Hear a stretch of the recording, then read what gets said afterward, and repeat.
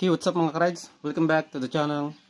Sa video tutorial natin ngayon ay syempre ang periodic maintenance ng NMAX na to, NMAX B2 na meron ng 25,000 kilometers na natakbo. Okay? So yung mga piyesa na yan, yan lahat ang ilalagay natin. Okay? So start na natin yan in 3, 2, 1. So dito kung mapapansin nyo, ito yung mga napili kong gamit na ilalagay sa ating NMAX B2. Okay? So unahin na natin sa langes. Ayan. So para sa ating lubricant, ayan, meron tayong Extreme 1 na Ultra Scooter. Ayan, so isa tong product na to na gusto kong ipakilala sa inyo. Ayan, kasi one of top of the line na langis natin to. Ayan, API Essentia. Siyempre, para sa ating gear oil, ayan, meron din. Extreme 1 din to. Tapos, panglinis natin, ayan, CVT na jet spray. Next, sa ating mga panggilid naman, ayan, meron tayong slider piece. Ayan, 3 piraso. Ayan, yun yung code. Siyempre, kasama rin ang ating coolant. Ayan, genuine din. Kasama din ang ating spark plug. Okay, ayan, yun yung pinaka-code nya. Tapos, meron tayong air filter. Ayan. Yan yung code. Siyempre, para sa ating fly ball, bola. Ayan. Yan yung code nya. Tapos, sa ating belt. Ayan. Okay, so, lahat ng yan sa mismong store natin binili. Tapos itong Extreme 1, maglalagay ako ng link para pwede kayong makapili ng Extreme 1 products dyan. Okay? Dito para naman sa ating mga tools, ayan. So lahat na nakikita nyo dyan ay matatagpan yan sa Manong Tools PH. Siyempre pati na rin tong ating impact wrench. Okay? So meron tayong mga set ng 1/2 tsaka 1/4 na socket wrench. Meron tayong mga torque wrench. Tapos ito yung mga bago sa products nila. Okay? Yung mga ayan, long dip socket natin. Okay? Lyman brand din yung mga yan. So start na natin. Baklasin na natin yung panggilid.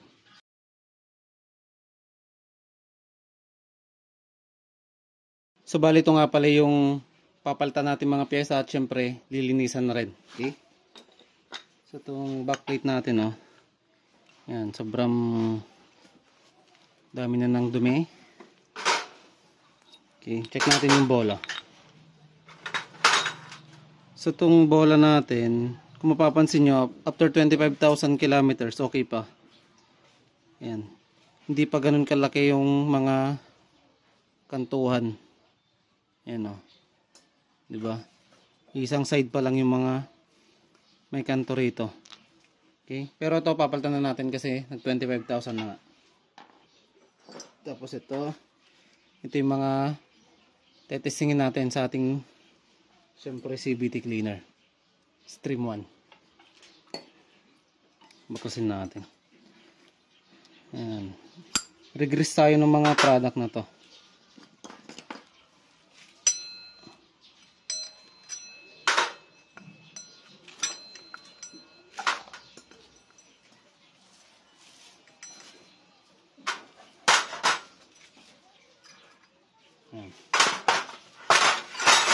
Ayan. Sobrang dumi. At yung bell natin. Ayan. Testingin natin mamaya. Okay. Tapos ito nga pala yung case ng belt natin. Ayan, o. Kung mapapansin nyo, okay na okay pa talaga din. Kahit 25,000 kilometers na. Ayan, o. Hindi ganun kalaki yung tier niya, pero as recommended nga, ayan, o. So may part na ganito kalalim, may part na hindi. Ayan, o. So after 25,000, kailangan ng palitan to. Siyempre yung slide piece natin.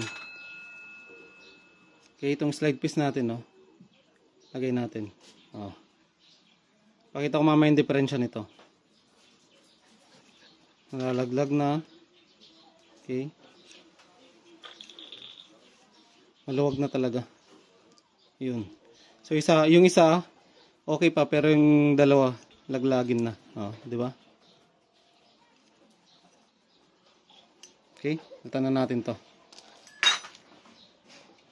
Tapos ito yung air filter natin, no. Ayan, talagang dumihin na rin. Dumi na ng kamay ko. Okay. So, ano pang hinihintay natin? Testingin na natin 'to. Ayan.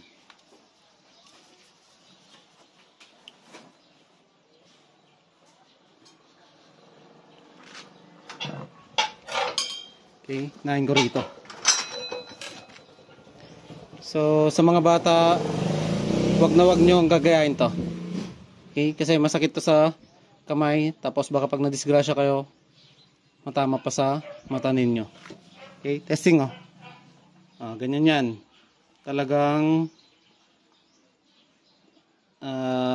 grasa tsaka mga alikabok, lahat-lahat na nagsama na rito. Try natin to. Okay. Extreme 1. Ganito ang performance niya. Ayan o. Yung side na yon tanggal na kagad.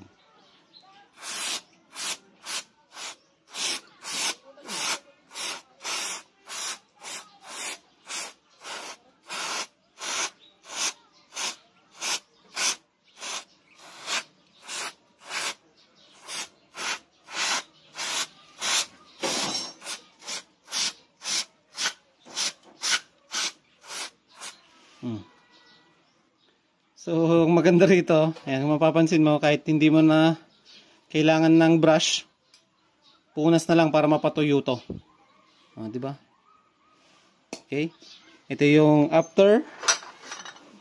Ganito siya before. Di ba? So, yan mga ka-rights, bali nalinisan na natin. Tapos, ito yung mga resulta ng ginawa natin. Okay? So, dito sa cover, ayan, kung mapapansin nyo, di ba? Malinis. Ayan, sa mga pyesa natin, ayan o, di ba? Ang linis na yan. So ito mga ka-rides, higpitan na natin tong pinaka clutch lining natin. Okay? So ang tamang higpit dyan ay 55 Newton meter. So set natin 55. Punta muna tayo sa dito sa 42. Ayan. So, yung 0 nakatapat sa 42, tapos plus 13 tayo. Okay? Ayan. Plus 10, plus 11, plus 12, tapos plus 1. So, 52 plus 13 na yan. Okay? 55 Newton meter. Lock natin itong knob.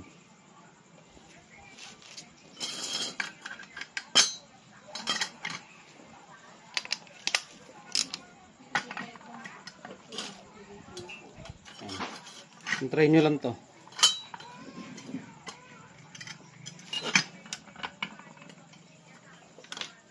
Okay. 1, 2. Ganun lang.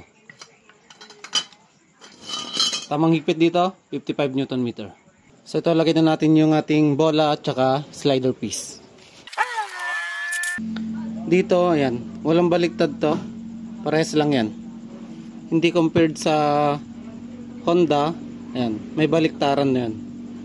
So ito, parehas lang yung surface nito. Ayan. Tapos ito.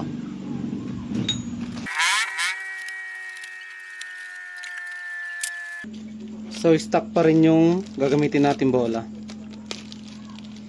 Sa mga nagtatanong, ayan, 13 grams yung stock na bola ng NMAX B2. Okay? Slider piece naman tayo. Okay, testing natin. Ayan o. Diba? Cake pit. Oh. Hindi na nalalaglag compared kanina. Okay? So ganyan yung orientation. Yung shape na to, dapat ganun din yung pasok ng slider piece natin. Hindi siya pa ganito. Okay? Mali kapag ganito yung lagay nyo.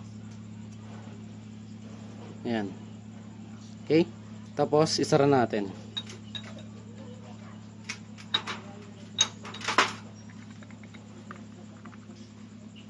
Ayan. Pag bago yan, ayan o, konti lang yung alog nyan. Kasi sobrang minimal lang yung allowance nyan kapag bago lahat ng slider piece, bola, lalo na pag bago din yung backplate natin. Okay? Pero pag gasgas na lahat yan, malakas na rin yung tunog dito. Ayan o. Minimal lang. So ilalagay na natin yung panggilid natin. Dito naglalagay ako ng konting grasa. Ayan, parang ganyan. Tapos ipahid nyo lang. Okay, pati sa bushing. Tapos konting langis din. Ayan o. Grasa plus langis ang linalagay ko rito. Ayan. Loob tsaka labas ng bushing. Tapos check yung washer rito na makapal. Ayan. Soon naman try natin yung washer ni speed tuner. Okay? Ayan o. Napaka-smooth. Ayan.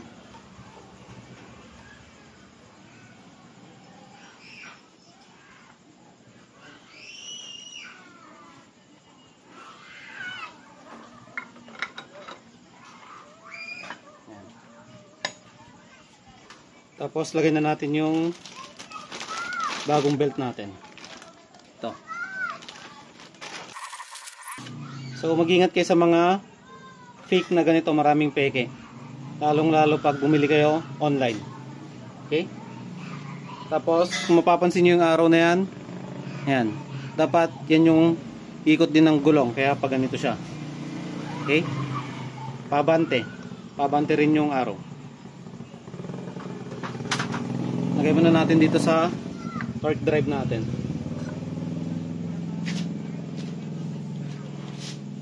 Tapos ito, pakita ko na lang din. Kapag bago, ayan o, ganito yung lapat nya.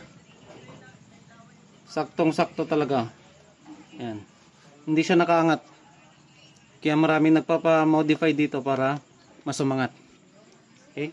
So pag stock, ganito lang yung angat ng belt. Okay? Okay? Pigayin nyo lang, lagay nyo yung belt. Tapos, yan, tignan nyo yung araw.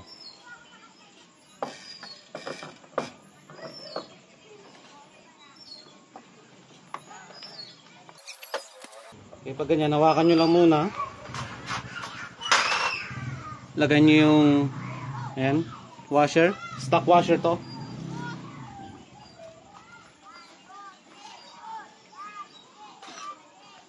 Okay, drive face.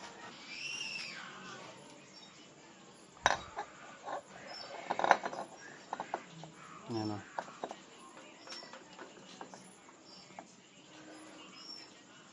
Dapat mapapansin nyo, may nakalabas na spline dito. Okay? Tapos yung washer na makapal. Then yung nut.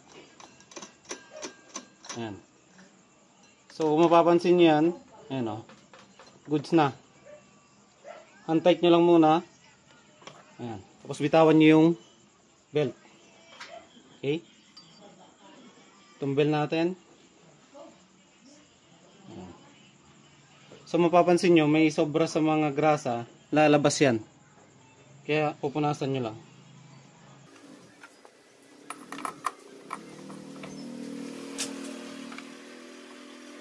Ayan. Wala pa ring bengkong. Okay, tapos itong nut.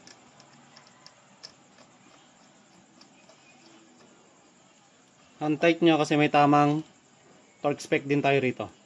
Okay, set natin. So dito, para sa ating bell nut, ang tamang higpit natin ay 45 Newton meter. Okay, so set natin. So punta muna tayo sa 42. Tapat natin yung zero doon.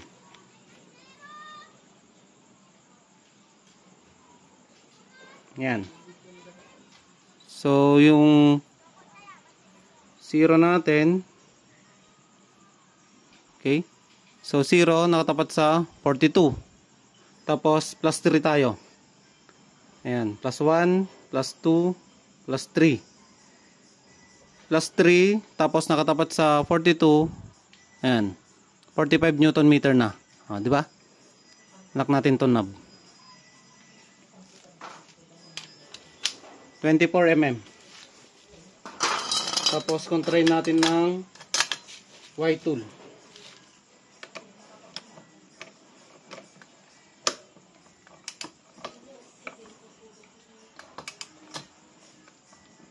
Okay.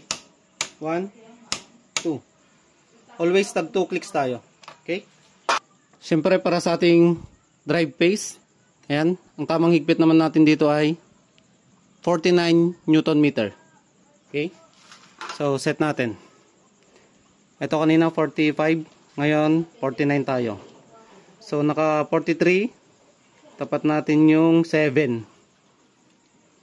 Okay. Ayan. Bali 42 tapos naka 7. Ayan. 42 plus 7, 49 Newton meter. Okay na to. Lock natin to knob.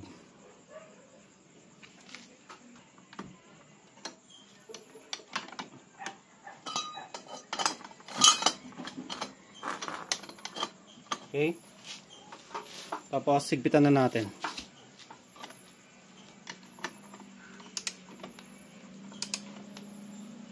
One, two. So sa ating pulley side, tamang higpit 49 Newton meter. Okay? So ilalagay na rin natin yung ating air filter. Ito yung bago. Ito yung luma. Okay?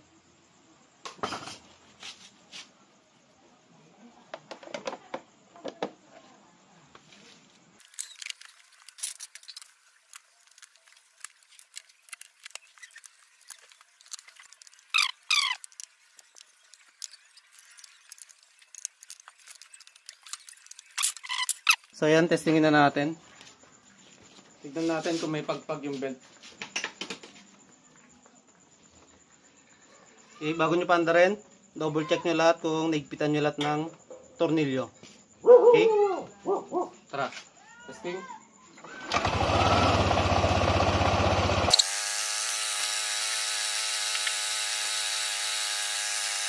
So i-rev lang natin. Pasampayin ko lang yung belt natin sa ating pulley.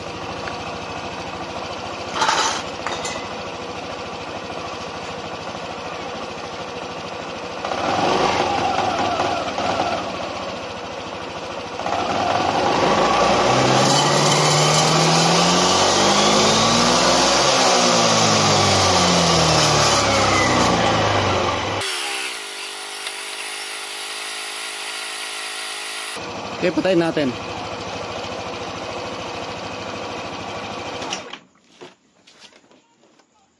So mapapansin nyo, hindi naman ganun kalakas yung pagpag niya, pero meron.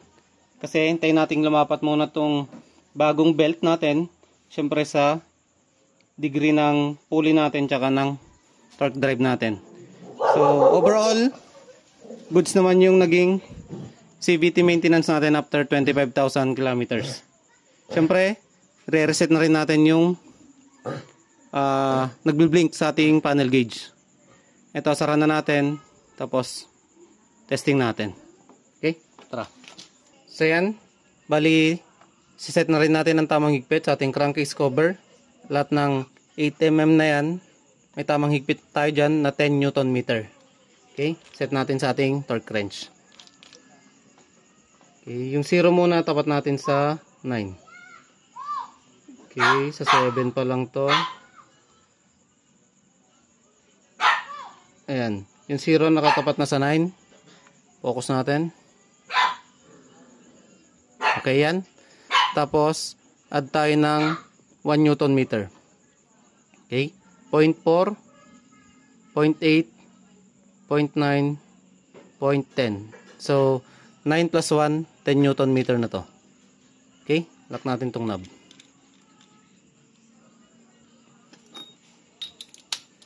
Tapos, criss-cross yung higpit natin. 9 na natin dito sa baba. 1, 2,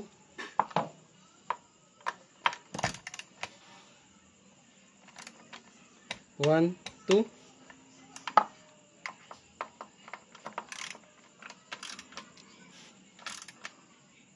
1, 2,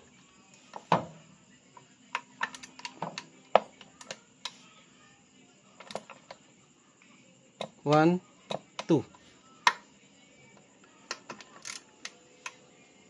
1, 2,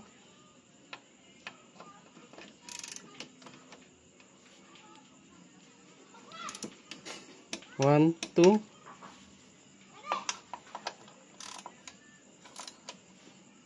1, 2,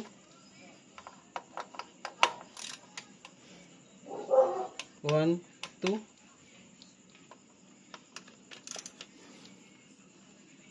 1, 2,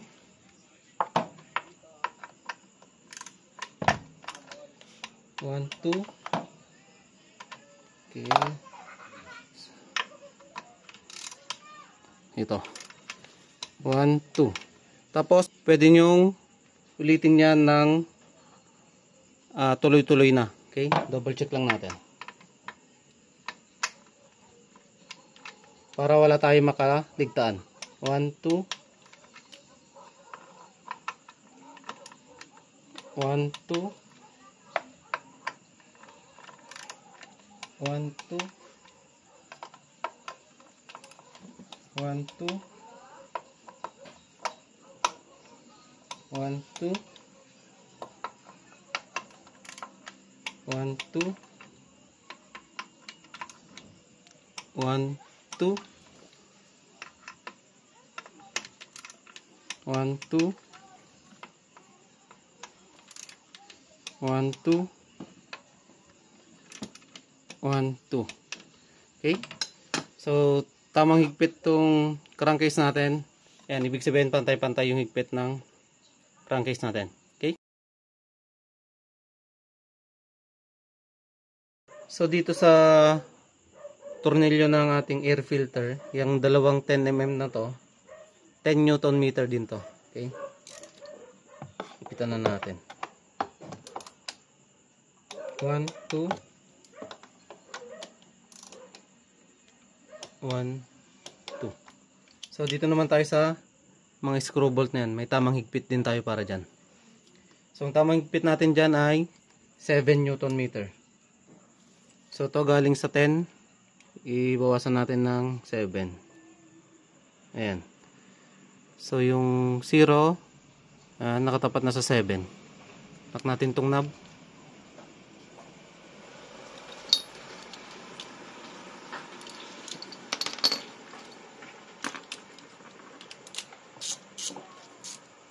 Okay.